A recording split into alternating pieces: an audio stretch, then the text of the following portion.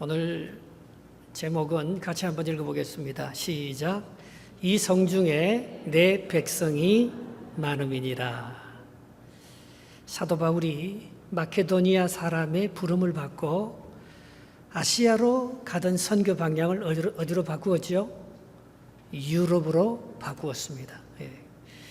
그래서 유럽의 첫 번째 들어간 도시가 빌립보요, 두 번째가 데살로니가, 세 번째가 베레아, 네 번째가 아테네, 그리고 이제 도착한 데가 고린도에 왔다는 것입니다.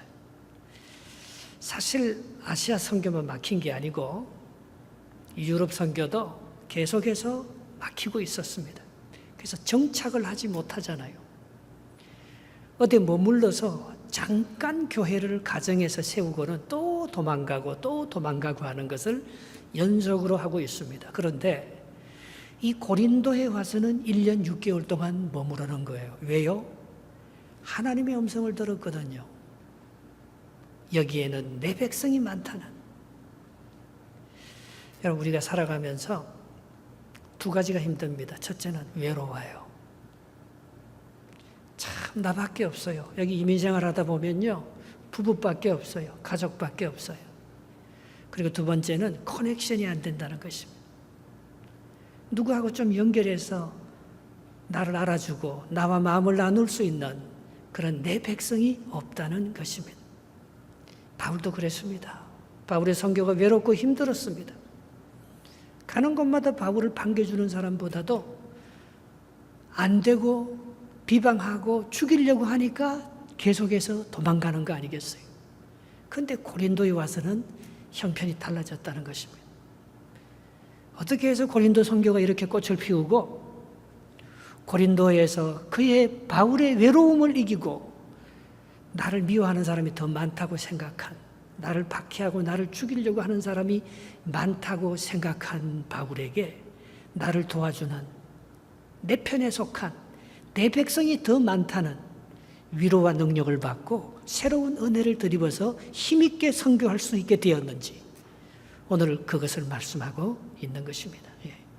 첫 번째는 이렇게 많은 실패를 거듭하면서 특별히 아덴 선교 같은 데서는 네가 알지 못하는 신이 있다고 하면서 자연신학적인 적으로 접근합니다.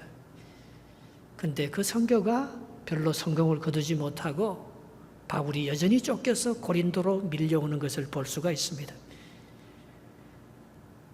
오늘 고린도에서 어떻게 바울이 선교 정책을 세우는 거예요? 지금까지는 한 번도 무슨 정책을 세워서 목표를 세워서 그 목표를 가지고 선교를 한 적이 없습니다. 그런데 고린도에서는 바울이 선교 정책을 세우는 거예요. 두 가지를 세웁니다. 그 첫 번째가 고린도전서 2장 2절 말씀입니다. 같이 한번 읽어보겠습니다. 시작. 내가 너희 중에서 예수 그리스도와 그의 십자가에 못 박히신 것 외에는 아무것도 알지 아니하기로 작정하였음이니라. 내가 이제는 다른 걸 안 전하겠다는 거예요. 내가 이제는 예수 그리스도와 그의 십자가에 못 박힌 것 외에는 알지 아니하기로 작정하였노라. 선교의 목표를 오직 예수 그리스도가 십자가에 두었습니다. 여러분의 삶의 목표는 어디에 둡니까? 성공도 해야 되고, 이것 좀 하나님의 놀라운 역사를 좀 기적도 만들어야 되고, 이런 외형적인 게 두지 아니하고 바울의 선교 목표를 정말 하나님이 기뻐하시는 목표로 정한 거예요. 여러분의 삶의 목표가 하나님이 기뻐하시는 목표, 오직 예수 그리스도와 그의 십자가만이 자랑이 되시는 그런 은혜가 있어지기를 바랍니다. 바울이 세운 선교 목표가 하나님의 보시기에 합한 목표가 된 거예요. 그리고 두 번째는 고린도전서 2장 3절에 바울이 이렇게 선교하기로 마음먹었습니다. 같이 읽어보겠습니다. 내가 너희 가운데 거할 때에 약하고 두려워하고 심히 떨었노라. 강력하게 하나님의 복음을 힘있게 그렇게 전하는 것이 아니고 고린도에 와서 사도 바울이 굉장히 약해졌습니다. 자기가 전한 복음이 그렇게 많은 열매가 잘 안 나타나거든요. 고린도에서 바울이 깨달은 놀라운 하나님의 영적 비밀이 있다면 약할 때 강하다는 것입니다. 내가 아무것도 할 수 없다고 나를 내려놓을 때 하나님께서 내 속에서 더욱 강력하게 역사하신다는 겸손한 마음으로, 두렵고 떨리고 약한 마음으로 내가 고린도 선교를 하겠다. 이 두 가지가 사도 바울이 고린도 교회를 선교하는 정책이 되었습니다. 왜 그랬습니까? 고린도의 형편이 지금까지 와본 도시 중에서 가장 강력한 거예요. 고린도는 BC 64년에 줄리어스 시저 황제가 직접 세운 신도시입니다. 오히려 아테네보다도 정치적인 입지가 더 높은 도시였습니다. 고린도는 60만 명이 사는데 20만 명이 자유인이고 로마 시민이요 40만 명이 노예였습니다. 고린도는요 지성을 자랑하는 곳이었어요. 고린도에 가서는 아는 척 하면 안 돼요. 고린도 사람들이 로마 세계 헬라어의 본산지요. 그리스 남쪽 아가야 지방의 수도요. 이 고린도 사람들의 그 지성을 보니까 바울이 따라가지는 자기도 서울대 법대 출신이고 예루살렘에서 최고의 법학을 공부하고 가말리엘 문중 출신이고 히브리인 중에 히브리인이라고 자랑했는데 고린도에 오니까 고린도 사람들이 얼마나 교만한지, 얼마나 자부심과 자기 프라이드에 꽉 차서 세계에서 자기가 제일 으뜸이라는 그런 생각을 고린도 사람들이 갖고 있는 거예요. 바울의 눈에 비친 고린도 사람들은 굉장히 교만했습니다. 그들에게 내가 더 강한 것으로, 더 지혜로운 것으로 전하려고 해도 전할 수가 없는 거예요. 그래서 바울이 나는 두렵고 떨림으로 내가 이 고린도에 와서 내가 할 수 있는 것이 아무것도 없겠다 싶어서 약함으로, 무지함으로, 오히려 가난함으로, 오히려 무능함으로 이들 앞에 서서 내가 복음을 전해야 되겠다. 그런 마음을 가지게 된 거예요. 특별히 고린도는 고린티아 쪽, 그렇게 말하면 고린도 사람처럼 되었다. 그 말은 음란해졌다는 뜻입니다. 고린도의 최고의 여신이 있습니다. 비너스. 해발 600m 이상의 아데미 여신을 섬기는 그 여자 사제들이 1000명이나 있었습니다. 그들이 밤이 되면 고린도 도시에 흩어져서 수많은 젊은이들하고 음란한 행위를 하는 창기로 변하고 있었습니다. 그런 고린도에게 그가 할 수 있는 것은 십자가의 정신밖에는 없었습니다. 예수 그리스도의 거룩한 삶을 전하는 그것밖에는 없었습니다.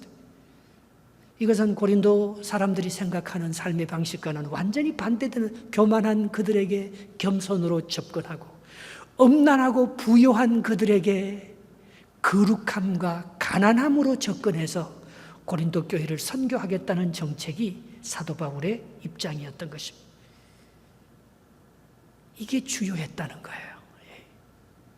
그전에는 어쩌면 사도 바울이 자기의 능력과 자기의 지성과 자기의 영성을 가지고 선교했는지 몰라요. 살았는지 몰라요. 그거는 앞에서는 기적이 일어나고 변화가 일어나고 역사가 일어나는 것 같지만 뒤로 돌아서면 선교에 남는 것들은 별로 없었습니다. 그런데 이 고린도에서는 전혀 다른 방법으로 전혀 다른 정책으로 선교를 접근했는데 이 고린도에서 놀라운 역사가 일어났다는 것은 아이러니컬한 일입니다. 인생은 능동태가 아니잖아요. 내가 살고 싶다고 그렇게 사라지는 것도 아니고 내가 성공을 위해서 그렇게 추구해도 그 성공이 잡히는 것도 아니고 성공했다고 행복한 것도 아닙니다. 바울이 드디어 이제 예수 그리스도의 십자가를 만난 거예요.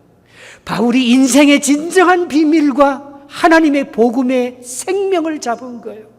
그것은 십자가의 거룩함과 그가 아무것도 아니요 겸손하고 낮아지고 가난한 모습으로 내가 선교를 하고 인생에 임하겠다는 이 자세가 많은 백성을 얻게 되는, 선교의 많은 열매를 맺게 되는 그런 역설적인 역사가 이 고린도에서 생겨나기 시작했다는 것입니다.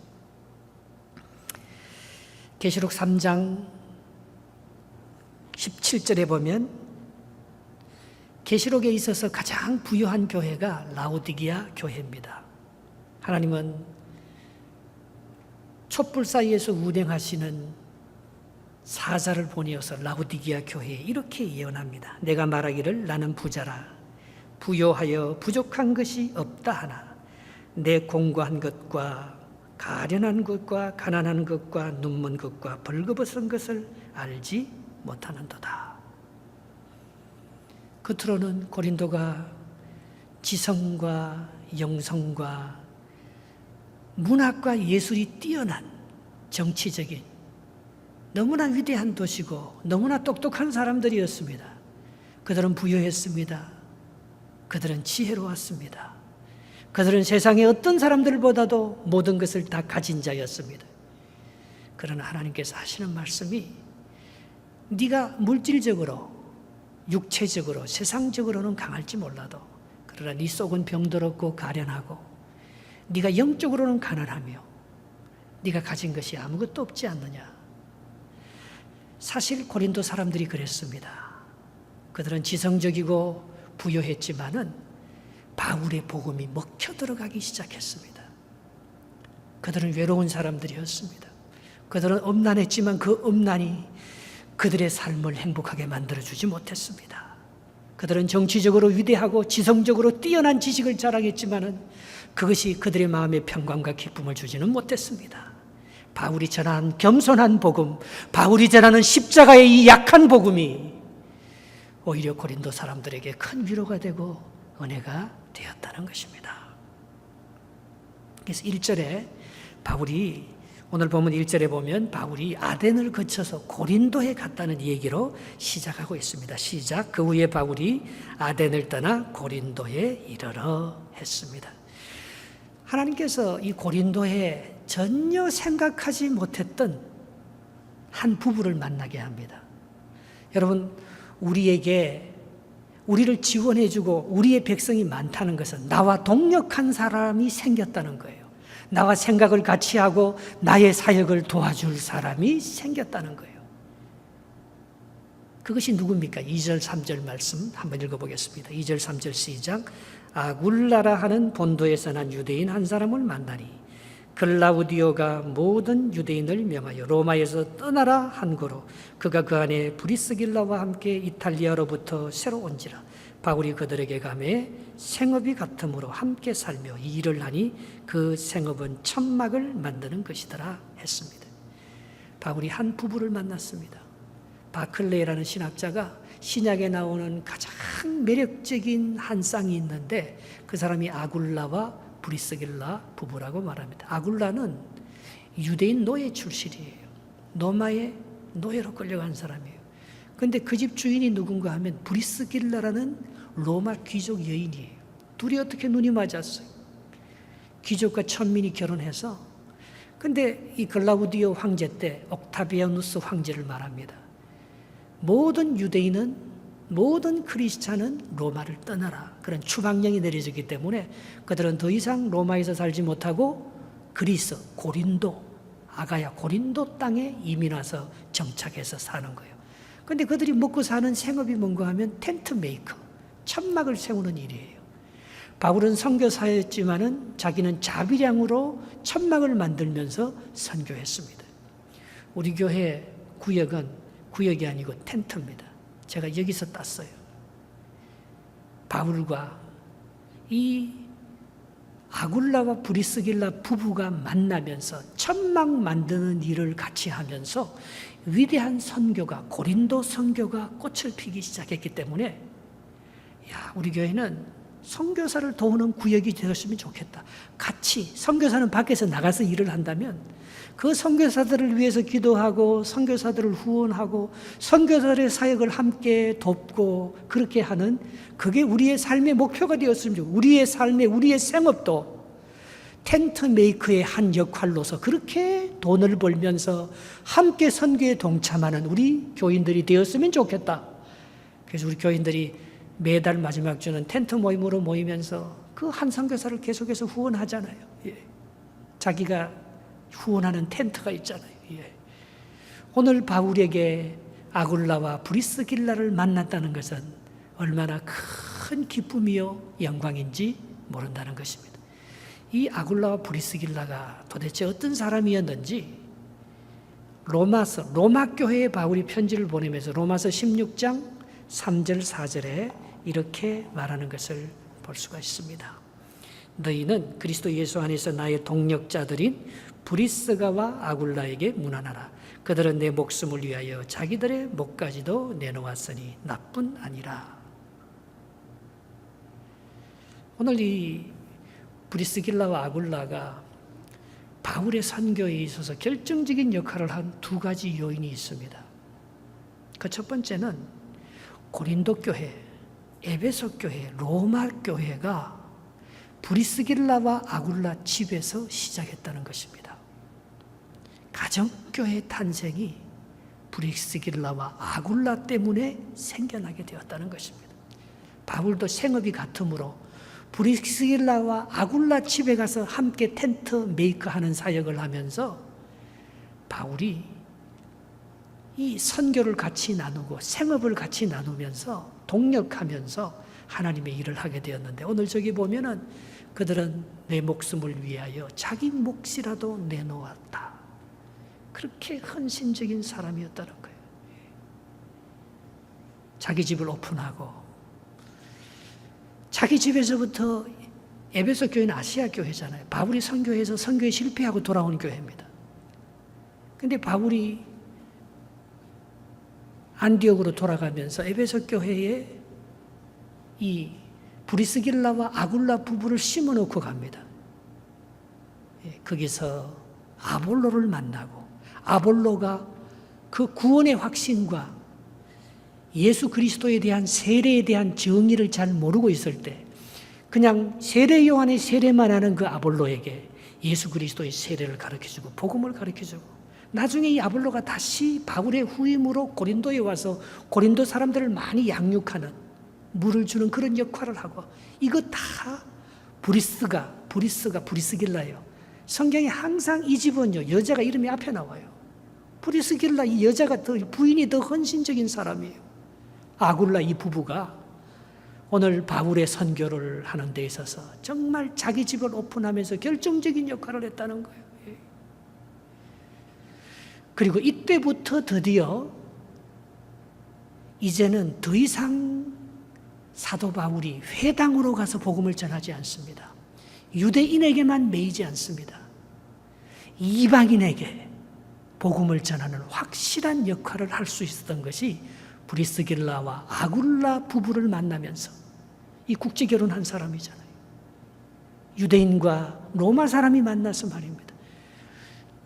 이 노예와 귀족이 만나서, 하나님을 알지도 못하는 사람과 이방신을 섬기는 사람과 하나님을 경외하는 사람이 만나서 이렇게 다이버시티, 이렇게 다양성 속에서 하나님의 나라를 이루는 한 가정의 모델을 보므로 사도 바울의 선교의 목표가, 내가 이제는 이방인을 선교해도 이들이 유대인 이상으로 하나님을 섬기며 하나님의 나라를 위해서 제대로 헌신할 수 있는 그 샘플을 본 거예요. 그 모델을 본 거예요. 그 신앙인의 진정한 가정생활의 모델 본이 되는 가장 아름다운 크리스찬 부부를 하나 본 거예요. 그래서 바울의 선교가 힘을 얻고, 바울의 선교가 이제는 더 이상 회당이 아닌 회당에서 벗어나는 사역을 하게 된 것을 볼 수가 있습니다. 6절, 7절 한번 읽어볼까요? 6절, 7절 시작. 그들이 대적하여 비방하거늘 바울이 옷을 털면서 이르되 너희 피가 너희에게 너희 머리로 돌아갈 것이요 나는 깨끗하니라. 이후에는 이방인에게로 가리라. 이제는 이방인으로 가는 거예요. 그래서 7절 보겠습니다. 거기서 옮겨 하나님을 경외하는 디도 유스도로 하는 사람의 집에 들어가 가정교회로 이제 모이는 거예요. 그 집은 회당 옆이더라. 더 이상 회당을 찾아가지 아니하고, 더 이상 유대인을 찾아가지 아니하고, 바울의 선교의 뚜렷한 목표가 회당이 아닌 가정, 홈처치, 더 이상 유대인이 아닌 이제는 내가 이방인으로, 그렇게 유대인을, 그래도 내가 회당에 가서 유대인들에게 복음을 전해서 유대인을 구원하기를 원했는데 내가 더 이상은 이제는 유대인으로 가지 아니하고 이방인에게로 가서 그들에게 복음을 전하겠다. 그것은 이 귀한 믿음의 사람 브리스길라와 아굴라를 통해서 받은 감동과 은혜 때문에 그렇게 되었다는 것입니다. 바울이 이 고린도 교회에서 큰 힘을 얻고 도움을 얻는 동력자 중에 하나는 또 누가 함께 했다는 것입니까? 5절 말씀에 보면 이 사람들도 데살로니가에서 내려와서 바울을 도왔다고 말씀하고 있습니다. 같이 한번 읽어보겠습니다. 5절 실라와 디모데가 마케도냐로부터 내려오매 바울이 하나님의 말씀에 붙잡혀 유대인들에게 예수는 그리스도로 밝히 증언하니 바울이 자꾸 그 유대인 동족에 대한 사랑을 잊을 수가 없었어요. 그래서 데살로니가로부터 지금 이 헬라, 마케도니아와 아가야 지방을 전도하면서도 회당에 찾아가고 유대인에게 찾아가서 복음을 전하잖아요.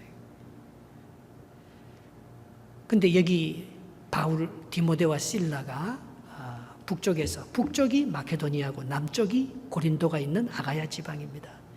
북쪽에서 선교하던 실라와 디모데가 다시 남쪽 아가야, 바울이 선교하는 아가야의 수도 고린도 지방에 와서 함께 힘을 합함으로 말미암아 놀라운 은혜를 덧입게 되었다는 것입니다. 그때 하나님의 말씀에 붙잡혀 이런 말씀을 하게 됩니다.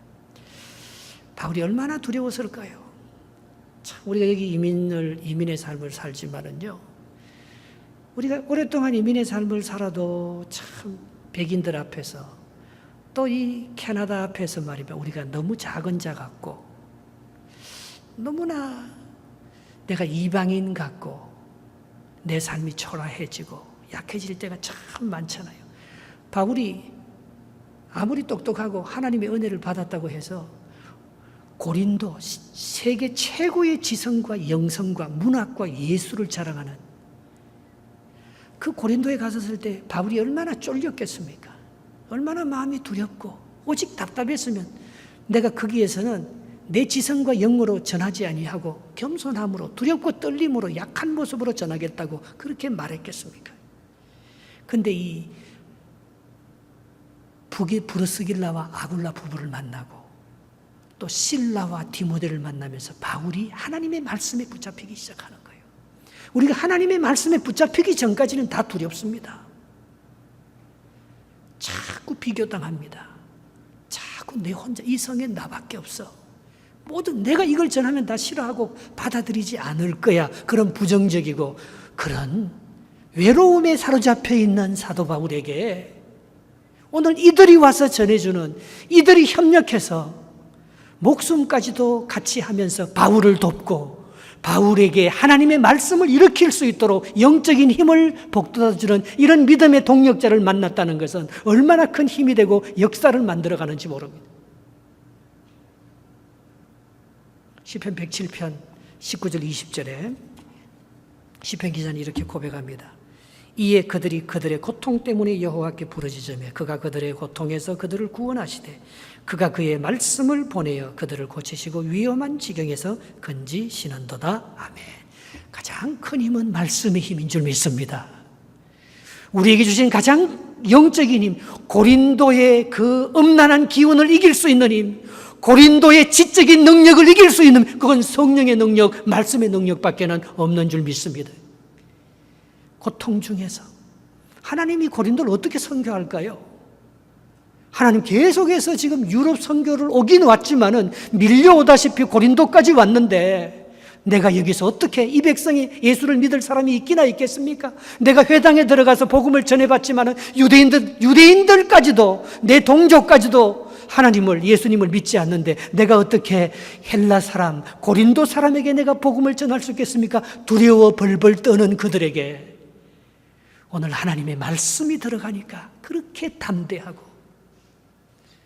그렇게 자신감을 가지고 내가 이제는 이방인에게로 복음을 전하겠다고, 내가 그의 샘플을 보았다고 하면서 브리스길라와 아굴라를 만나면서 그의 선교의 방향이 완전히 바뀌고 그가 하나님께서 내게 붙여준 사람이 이제 많다는, 하나님께서 내게 붙여준 백성이 많다는 그런 긍정적이고 소망 있는 마음을 갖게 되었다는 것입니다. 그런데 이것보다도 더 중요한 것이 있습니다. 그날 밤에 하나님께서 직접 나타나셔서 바울에게 어떤 환상을 보여줍니까? 9절 10절 말씀입니다. 본문 9절 10절 같이 한번 읽어보겠습니다. 시작. 밤에 주께서 환상 가운데 바울에게 말씀하시되 두려워하지 말며 침묵하지 말고 말하라. 내가 너와 함께 있으며 어떤 사람도 너를 대적하여 해롭게 할 자가 없을 것이니 이는 이 성중에 내 백성이 많음이라 하시더라. 11절 1년 6개월을 머물며 그들 가운데서 하나님의 말씀을 가르쳤다 했어요. 하나님께서 나타나셔서 두려워하지 말라. 어떤 사람도 너를 대적하여 너를 이길 수 없다. 이 백성에 이 성중에 내 백성이 많다. 지금은 아담이 여신을 믿고 엄란하고 지금은 자기의 지성과 자기의 부요함, 자기의 성공을 믿고 살아가는 이 고린도 사람들이지만은 내가 복음을 가르치고 저들이 예수 그리스도를 만나기만 하면은 이들 가운데 놀라운 변화가 있을 것이다. 리빙스톤이 최초의 선교사 아닙니까? 그가 아프리카에 가서 한 말이 있습니다. 식인종들에게 죽을 뻔한 그런 고비를 넘기면서 하나님의 사명이 있는 사람은 죽지 않는다는 거예요. 지난 주간에 옥빌 캐나다에 있는 415개의 도시를 조사해서 어떤 도시가 가장 살기 좋은 도시인가 그것을 조사했습니다. 주로 조사 기준은 쾌적한 자연환경, 그리고 교육열, 그리고 사람들의 경제 수준, 그리고 낮은 범죄율, 그리고 적정한 인구 분포 이런 것들을 보면서 캐나다에 있는 415개의 도시를 조사했는데 여기에서 최고로 살기 좋은 도시가 어디로 나왔어요? 옥빌로 나왔어요. 우리 아이들이 말입니다. 나도 결혼해서 옥빌에서 살고 싶어요. 옥빌은 너무나 아름다운 도시예요. 작년, 재작년 연속으로 1등을 차지한 오타와가 2등으로 밀려났습니다.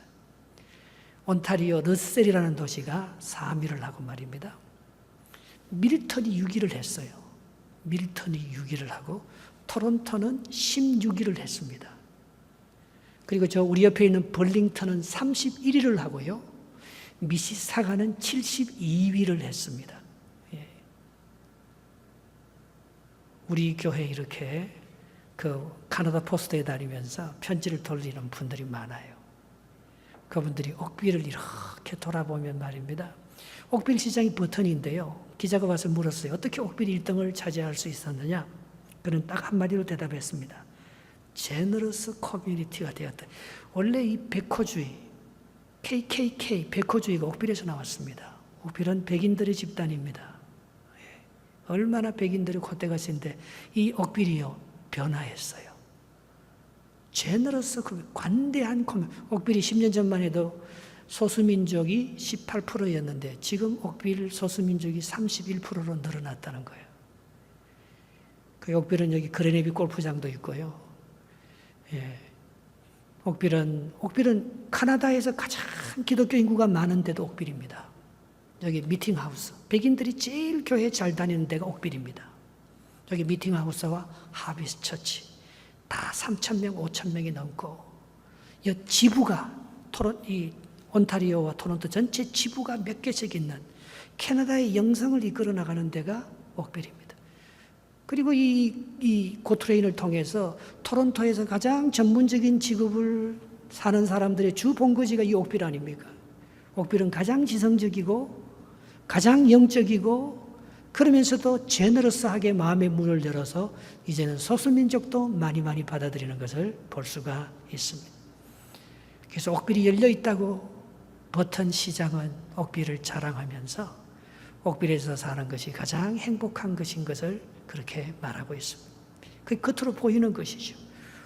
옥빌의 에버리지 하우스홀드 인컴이 말입니다. 16만 2천 불. 2년 전에 17만 2천 불인데 옥빌 인컴이 좀 내려갔어요. 하우스홀드비 16만 2천 불이면 야 우리 한국 사람들하고는 너무나 거리가 멀다. 그런 생각을 해보기도 합니다. 우리가 이렇게 좋은 도시에서 사는 거예요. 가장 범죄율이 낮고 가장 교육 환경과 경제 수준이 높고 가장 자연 환경이 그 아름다운 뷰티풀 옥빌.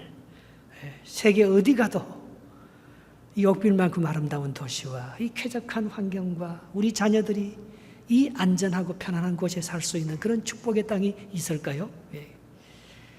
고린도도 겉으로 보기에는 그와 같았던 것입니다. 고린도도 지성과 철학과 문학과 예술과 정치적인, 아덴보다도 정치적인 입장이 더 강한 그런 고린도였지만, 사도 바울이 고린도에서 세운 선교 정책은 고린도 사람들이 갖고 있는 자기들의 부요함, 자기들의 그 지성, 그거하고는 오히려 역설적인 면으로 그것을 적용해내는 것을 볼 수가 있습니다. 브리스길라와 아굴라가 두 가지를 했잖아요.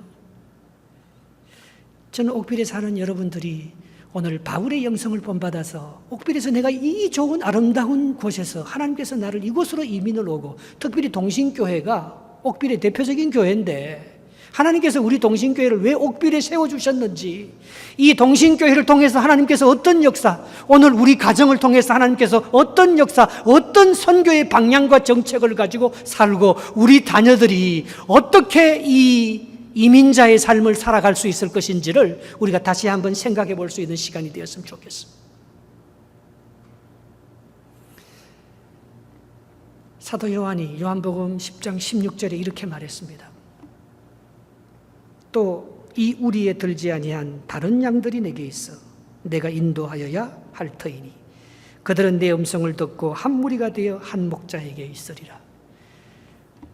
내 양이 있지만 오늘 아직까지는 내 양이 아니에요. 그러나 장차 이 한 우리에 들어올 내 양이 또 많이 있다는 것입니다. 오늘 이 성중에 내 백성이 많다. 이 고린도 사람들은 아직까지 아데미 신에 속한 로마 황제에게 속한 이교도들이에요. 이방인들이에요. 그러나 하나님께서 사도 바울에게 하시는 말씀이 뭡니까? 이 성중에 내 백성이 많다. 지금은 아직 아데미 여자 음란한 그런 육체적인 자기의 정욕을 위해서 살아가고, 지금은 정치적인 로마의 황제나 그 지식의 부요함에 의해서 살아가는 저 사람들이지만은, 오늘 이 사람 중에서도 예수 그리스도를 통해서 하나님을 믿고 이 백성 중에, 고린도 사람 중에 많은 예수 믿는 사람이 생길 것이다. 그 모체가 아굴라와 브리스길라가 자기 집에서 텐트를 만들면서 바울과 함께 시작한 고린도 교회. 여러분, 오늘 우리가 이 옥빌에 살면서 정말 하나님께서 우리를 통해서 우리의 자녀들을 양육하고, 여기서 최고의 경제를 일으키고, 여기서 최고의 교육과 최고의 그런 부유함을 일으키기 위해서 사는, 그것이 전부가 아니고 말입니다. 오늘 사도 바울이 고백한 것처럼 내가 예수 그리스도와 그의 십자가에 못 박힌 것 외에는 아무것도 알지 아니하기로 작정했다는 그런 거룩함, 예수 그리스도의 십자가 정신을 가지고 그렇게 살아갈 때 내 집을 오픈할 수 있잖아요. 정말 내 기업이 십자가의 정신을 가지고 예수 그리스도의 그 뜻을 이루기 위해서 살아가는 여호와의 기업이 될 수 있잖아요. 그럴 때 우리 자녀들이 정말 하나님의 나라를 이 옥빌에 세우며 우리를 이 땅에 보내주신 진정한 이유가 될 것입니다. 또 하나는 겸손하게 사는 거예요. 옥빌이 부유하고 잘 살고 하우스홀드 인컴이 16만 2천 불이나 된다고 그 부를 자랑하고 그 직업을 자랑한 것이 아니요, 예수 그리스도를 자랑하고, 그리고 내가 약한 자의 모습으로 이곳에 서서 살아갈 때에 우리의 마음이 말입니다, 우리 한국 사람에게만 향하지 아니하고, 내가 한국 사람만 커넥션을 가지고 내 가족들만 교제하는 그런 게 아니고 말입니다. 내 마음을 넓혀서 이방인에게로 향하는. 지난번 마치 브레이크 때 할턴 지역에 있는, 할턴은 옥빌과 벌링턴과 밀턴을 할턴 지역이라고 말합니다. 학생들에게 콘돔 5천 개를 다 나누어 줬다 하잖아요. 애들이 너무 옥빌의 이 의료 비용이 중에 50% 이상이 미혼모 때문에 지불된다는 거예요. 우리 아이들이 돌아서면 다 그런 친구들 만납니다. 우리 아이들이 고등학교 때 친구들하고 같이 카티지 갔는데 다 남자친구 데려오더래요. 우리 딸만 남자친구 안 데려오니까 같이 어울리지도 못하는 거예요. 겉으로 보기에는 옥bil이 굉장한 것 같지만 그게 그들에게는 아무렇지도 않아요. 결혼하지 않고 살아도 아무렇지도 않아요.